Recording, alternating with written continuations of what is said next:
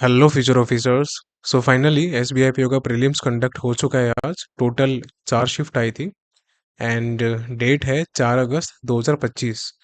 आज हम बात करेंगे कि किस एक स्टूडेंट को मेंस की प्रिपरेशन करनी चाहिए और क्या एक्सपेक्टेड कट ऑफ जा सकती है एसबीआई पीओ प्रीलिम्स में, और कितनी वैकेंसीज पे कितना कंपटीशन रहने वाला है, और अगर आप मेंस के लिए तैयारी करोगे तो कैसे करनी है।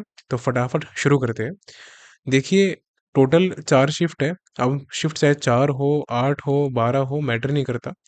अब कोई शिफ्ट रहती है जो कि मॉडरेट रहती है कंप्लीटली, और कुछ रहती है जो मॉडरेट टू डिफिकल्ट रहती है।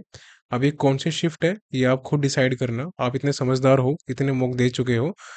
एंड कुछ शिफ्ट ऐसी है जो कंप्लीटली डिफिकल्ट रहती है। तो कुछ शिफ्ट में कुछ मॉडरेशन प्लस ट्रिकीनेस देखने को मिलती है। होती मॉडरेट है लेकिन कुछ क्वेश्चन ट्रिकी होते हैं।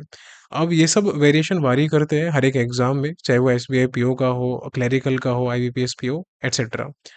अब अगर लास्ट ईयर की बात करें तो लास्ट ईयर कट ऑफ 61 से 62 के बीच में थी, और इस बार भी जो वैकेंसी है वो 500 के आसपास है। तो जहां तक मेरा अनुमान जाता है, बेस्ड ऑन टुडेज रिव्यू, काफी बच्चों से मैंने बात की आज के एग्जाम के लिए, तो लगभग 60 से 65 कट ऑफ जाने के ज़्यादा चांसेस है।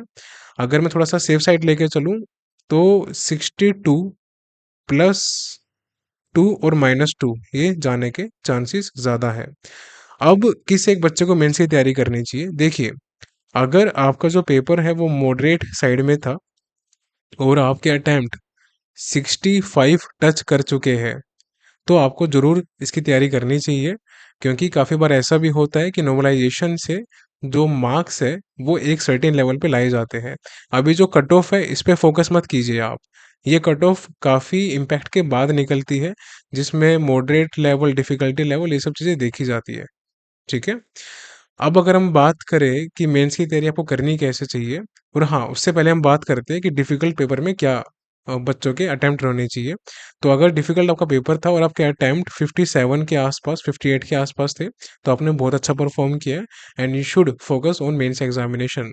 देखिए, दुनिया क्या बोलती है वो मैटर नहीं करता।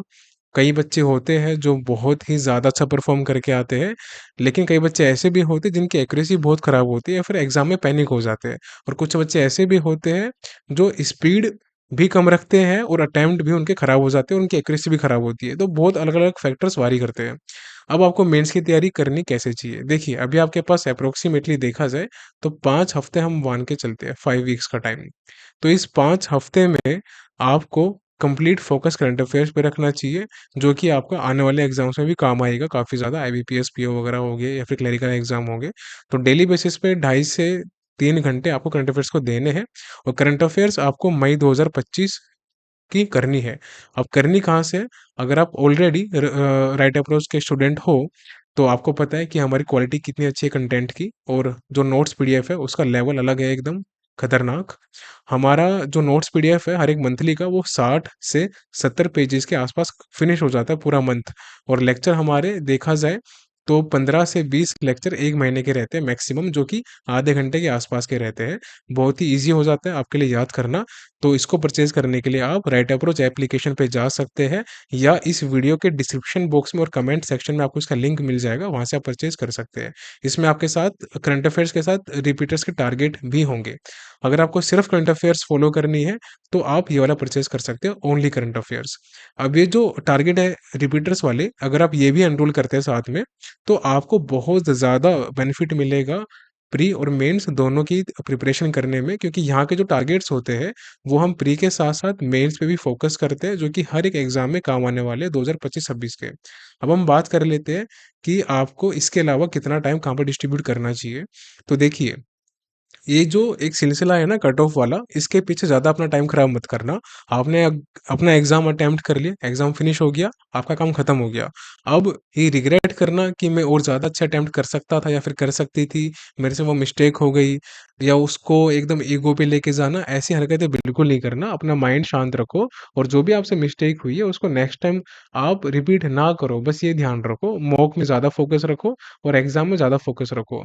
और मैं हमेशा से आपसे एक चीज़ बोलता था कि रीजनिंग और क्वांट के अंदर कभी-कभार ट्रिकीनेस काफ़ी देखने को मिलती है, उसकी वज़ह से बच्चे पैनिक हो जाते हैं, अपना टाइम खराब कर देते हैं। अगर आपने ये मिस्टेक की है इस बार एग्ज़ाम में, तो कोई इश्यू नहीं है। देखो, अब जो गया वो गया, लेकिन अब जो आने वाले एग्ज़ाम्स हैं, वहाँ ये चीज़ें रिपीट नहीं होनी चाहिए। एग्ज़ीक्यूट मत करो मिस्टेक। आप आराम से काम माइंड के साथ पहले क्वेश्चन को रीड करो कि क्वेश्चन क्या बोल रहा है, उसको ऑब्ज़र्व करो कि क्वेश्चन की डिफ़िकल्टी लेवल कितनी है। अगर वो आपके रडार में आता है, तो उसको अटेम्प्ट करो। अगर लग रहा है कि ट्रिकी है या आपके लिए बहुत स्ट्रेंज टाइप का है, तो उसको स्किप करो, मार्क फॉर रिव्यू करके बाद में अटेम्प्ट करना है आपको।